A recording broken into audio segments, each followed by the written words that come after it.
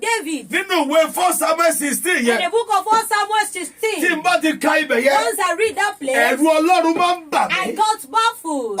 Mo gbóhùn Olúwa. I heard the voice of the Lord. Ọmọbìnrin kan ń gbọ́ mi nínú There's ilé. a woman listening to me at home. Ẹ̀gàn àti àbùkù tó wà lára rẹ The yẹn. reproach in your body. Bó o bá ṣàmì. Be able to say Àánú amen. Ọlọ́run mú kúrò láàárọ̀. Take it away. Ó àánú yanjú ọ̀rọ̀ rẹ. Amen. Àánú ò ní ṣe pẹ̀lú àwẹ̀. Mercy don't have to do with fasting. O lè fi gbogbo ọjọ́ gbàwẹ̀. You might fast all day. O lè máa lórí òkè. You might be going to Tó o bá mountain. ti rí If àánú, you don't receive mercy, yóò dàbí ẹni pé àdúrà ò gbà. it will be as if your prayer is not answered. Nábótì Naboth, tá a fi pa báyìí. that as soon as they killed him, Ọlọ́run ò ṣe kankan. God did not do anything. Ogún ìbí rẹ̀ àgbà lọ́wọ́ ẹ̀. His inheritance was taken away from A him. tún parọ́ mọ́. He was lied Wọ́n against. rojọ́ against ẹ̀. They lied against him. Wọ́n dẹ̀ pa. And they killed Bó ṣe him. pátá. As they killed him, Ọlọ́run wà gbẹ̀san. God says he's going to Ẹ take wo vengeance. Dáníẹ́lì Look tiẹ̀. at Daniel. Kọ́ tó jù sínú òkìnnì wọn. Before they put him in the lion's Ọwọ́ den, àánú ti wà lára the rẹ̀. hand of mercy has been in his Bó ṣe body. ń jù sínú òkìnnì As wọn. they put him in the Ó lion's yẹ kí den, kìnìún fà ya ni. the lion supposed to tear him Kò lè fà apart. á yà.